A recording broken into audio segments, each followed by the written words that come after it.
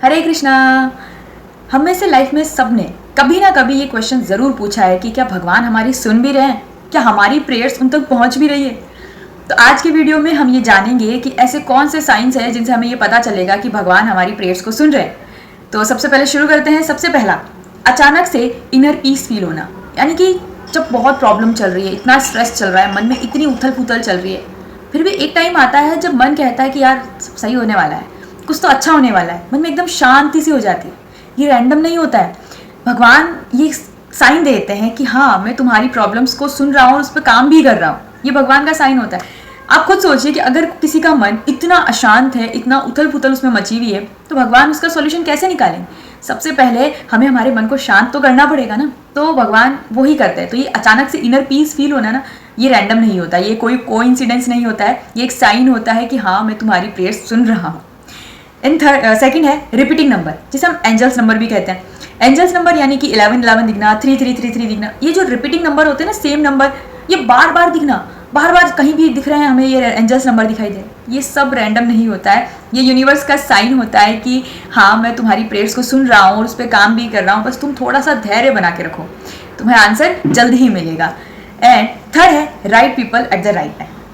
मान लो हम किसी प्रॉब्लम में और हम भगवान से हेल्प मांगने गए कि यार मेरी मदद कीजिए प्लीज़, मैं बहुत बड़ी प्रॉब्लम में, तो अब वो खुद नहीं आ सकते आपकी प्रॉब्लम सॉल्व करने के लिए, तो वो किसी ना किसी को आपकी मदद करने के लिए भेज देते हैं। अब वो इंसान कोई भी हो सकता है, आपका कोई जानने वाला या कोई भी हो सकता है, जो आपकी एकदम अचानक से मदद करके चला जाएगा, आपको एक ऐसी एडवाइस देगा कि जिस प्रॉब्लम में आप फंसे हुए हो वो अचानक से सॉल्व हो जाएगी। तो ये सब रैंडम नहीं होता है, ये यूनिवर्स या भगवान का साइन होता है कि तुमने मुझसे हेल्प मांगी थी एंड मैंने तुम्हारा सॉल्यूशन कर दिया है। तो ये थर्ड था। एंड फोर्थ है कि क्लोज डोर्स एंड डिलेज।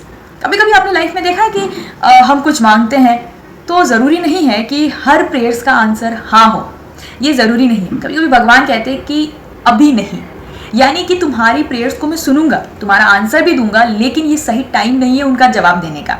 तो तुम थोड़ा सा पेशेंस रखो, थोड़ा धैर्य बना के रखो, मैं तुम्हारी प्रेयर्स को ज़रूर सुनूंगा, पर जो तुम मांग रहे हो ना उसका टाइम अभी नहीं आया।